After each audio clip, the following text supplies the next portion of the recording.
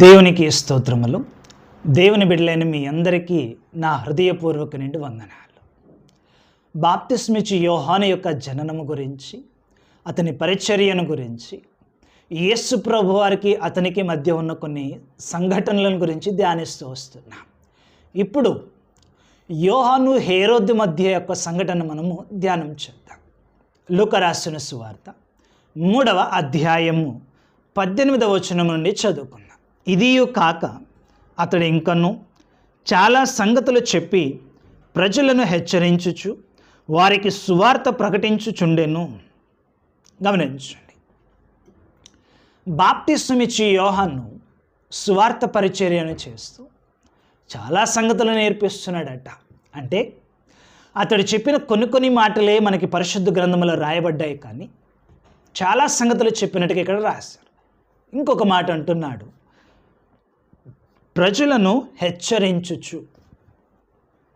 సువార్త ఎప్పుడు బుజ్జగించేదిగా మాత్రమే కాదు, అవసరమైతే నిన్ను హెచ్చరించేది, నిన్ను గద్దించేది, దేవుని భయమును నీలో కలిగించేది, దేవుని ప్రేమ నీకు అర్థమయ్యేలా చేసేది. కనుక యోహాను హెచ్చరిస్తూ సువార్తను ప్రకటిస్తున్నాడట. అయితే మీరు ఆలోచన చేయండి, మనము సంఘములను పోలుస్తూ అతని జీవిత చరిత్రను ధ్యానం చేస్తున్నాం కనుక ఇప్పుడు మనము చూడబోయే ఉదాహరణ ఏంటంటే, ఒక సంఘములో విఐపీస్ ఉంటారు చూడండి. అంటే సంఘానికి అవసరమైన అన్నిటినీ వారే చూస్తారు. వారు సేవకులు కాదు, కానీ ముఖ్య విశ్వాసులు లేక సంఘ పెద్దలు అనొచ్చు మనం. మీరు ఆలోచన చేస్తే సంఘములో సేవకుడు అనేకులను గద్దించగలుగుతాడు. అయ్యా, మీరు వెళ్తున్న త్రోవ తప్పు, మీరు చేస్తున్నది తప్పు. కానీ కొందరు విఐపీస్ ఉంటారు చూసారా, వాళ్ళని గద్దించే సమయం వచ్చేసరికి ఎక్కడనో కొంచెం తడబడతాం.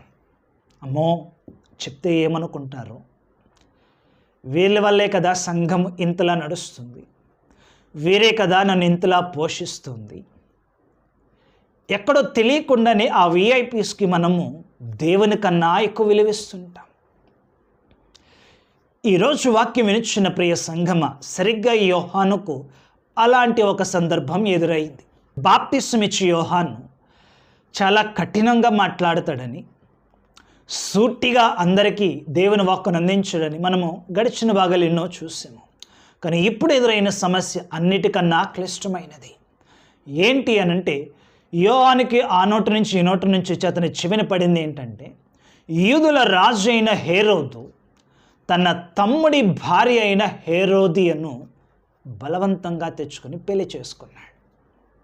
మీరు ఆలోచించి, రాజు తలుచుకుంటే దెబ్బలకు కొదువా అని, అతను రాజు కాబట్టి తను ఏం తలుచుకుంటే అది చేయగలడు కాబట్టి, తమ్ముడన్న ఇంగిత జ్ఞానం కూడా లేకుండా దాని అర్థం మరొకని భార్య అయితే తీసుకోవచ్చు, అలా కాదు. పొరుగు అని ఏది ఆశించుదని దేవుని వాక్యం చెప్తుంది. కానీ పొరుగు అని భార్య, అందులోనూ తమ్ముని భార్యను అతను బలవంతంగా మోహించి ఆమెను పెళ్లి చేసుకున్నాడు. ఈ విషయం యోహాను చెవిని పడింది. మీరు ఆలోచించండి, యోహాను ఒక సాధారణ వ్యక్తి. హేరోదు రాజు, యూదుల రాజు. ఒక సాధారణ వ్యక్తి వెళ్ళి యూదుల రాజుకి నీవు చేస్తుంది తప్పు అని చెప్పగలడా? అది కలలో కూడా మనం ఊహించగలమా? ఎక్కడ దాకా వద్దు, మనము మన సామాజిక న్యాయంగా ఆలోచన చేద్దాం. నీవు ఒక గ్రామానికి చెందిన వాడివైతే, నీ గ్రామంలో ఉన్న నీ సర్పంచ్ ఏదైనా ఒక తప్పు చేస్తున్నప్పుడు ధైర్యం చేసి వెళ్ళి చెప్పగలవా? నీ నియోజక ఎమ్మెల్యే ఏదైనా తప్పు చేస్తూ నీకు తెలిసినప్పుడు మనం వెళ్ళి ఏమన్నా అనగలమా? సర్పంచ్, ఎమ్మెల్యే, ఒక corporator, ZPTC, MPTC, MP, chief minister, prime minister, president, ఎందరినైనా తీసుకోండి. నీ ఒక ఉద్యోగం చేస్తున్నప్పుడు నీ యజమానుల పైన ఉన్న బాసులు వారు ఏదైనా తప్పు చేస్తున్నప్పుడు వెంటనే అయ్యా మీరు చేస్తున్న తప్పు నిజంగా మనం గద్దించగలమా? సాధ్యం కాదు. ఇది యోహానుకి ఇలాంటిదే ఒక పరిస్థితి ఎదురైంది. ఇప్పుడు సరే, మనది ఈ లోక నాయకత్వం కాబట్టి అర్థం చేసుకోగలం. కానీ యోహాను ఈ లోక సంబంధించిన ఏ నాయకుని కింద ఉన్నవాడు కాడు.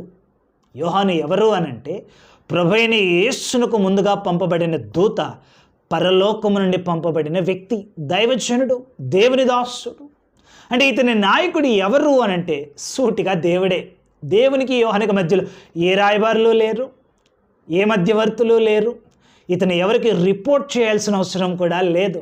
సూటిగా దేవునికి రిపోర్ట్ చేసేవాడు, కేవలం దేవునికి భయపడేవాడు.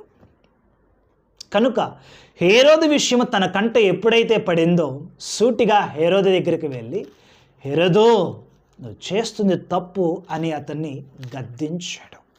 మనం గమనిస్తే దేవుని వాక్యములో చూడండి, మార్కు రాసిన సువార్త 6వ అధ్యాయం. మార్కు రాసిన సువార్త 6వ అధ్యాయము 17వ వచనమును చదివి వినిపిస్తాను. హేరోదు తన సహోదరుడు ఫిలిప్పు భార్య అయిన హేరోదియను పెళ్లి చేసుకునినందున యోహాను, నీ సహోదరుని భార్యను చేర్చుకొనుట నీకు న్యాయము కాదని హేరోదుతో చెప్పెను. ఇక్కడ చెప్పెను అని ఉంది, కానీ ఇదే సందర్భంలో లూకా రాసిన సువార్త 3వ అధ్యాయము 19వ వచనములో సేమ్ సిట్యుయేషన్ ఎలా రాశారో చూద్దామా? అయితే చతుర్థాధిపతి అయిన హేరోదు చేసిన సకల దుష్కార్యముల నిమిత్తమును అతని సోదరుని భార్య అయిన హేరోదే నిమిత్తమును యోహాను అతనిని గద్దించినందుకు. వింటున్నారా? గద్దించినందుకు. మార్కులో చెప్పెను అని విన్నాం, కానీ లూకాలో స్పష్టం చేస్తున్నాడు, గద్దించడట. అంటే బొజ్జగించట్లేదు. సార్, పెద్దోళ్ళు సార్, మీరు ఇట్లా అన్నీ చేయకండి సార్, బుజ్జగించట్లేదు. నువ్వు ఎవరైనా కావచ్చు, నేను వస్తున్నది దేవుని పేరిట. నువ్వు ఎంతటి హోదా కలిగిన వ్యక్తివైనా కావచ్చు, నేను వస్తున్నది నజరేయుడైన యేసు పేరిట. నువ్వు ఎంతటి నాయకుడివైనా కావచ్చు, నా నాయకుడు పరలోకమందున్న తండ్రి, నువ్వు ఆయన కంటే క్రిందవాడివని మర్చిపోవద్దు. నా సంఘములో దేవుడు ఏ మందనైతే కాయటకు నాకు అప్పగించాడో వారిని గద్దించాల్సిన విషయంలో నేను తరాతమ భేదాలు చూడకూడదు, కలిమి లేమిల భేదాన్ని చూడకూడదు, ఉన్నత నీచ భేదాలు చూడకూడదు. పెద్దలను నీచులను, గొప్పోళ్ళనో చిన్నలను దేవుడు ఆ భేదాన్ని ఎంచుడు. ఒకవేళ ప్రియ సేవకుడా, ప్రియ సహోదరుడా, దేవుని సేవకునిగా, నీ తోటి సహోదరునిగా దేవుని బట్టి నిన్ను హెచ్చరిస్తున్నాను. నీ సంఘములో ఒకరితో ఒకలా, మరొకరితో మరొకలా నీవు ప్రవర్తిస్తున్నావేమో, ఒకరు చేసిన తప్పు ఖండిస్తూ మరొకరు చేసిన తప్పును నీవు చూచి చూడనట్టుగా వదిలేస్తున్నావేమో, ఈరోజు ప్రభు నీతో నాతో బాప్తిసమిచ్చి యోహాను ద్వారా సూటిగా మాట్లాడుతున్నాడు. తన ఎద్దుకు వచ్చిన జనులను గద్దించాడు, తన ఎద్దుకు వచ్చిన సుంకరులను గద్దించాడు, తన ఎద్దుకు వచ్చిన సైనికులను గద్దించాడు. ఇంత మాత్రమేనా? హేరోదు చతుర్థాధిపతి, మరో చోట రాయబడుతుంది యూదుల రాజు అని.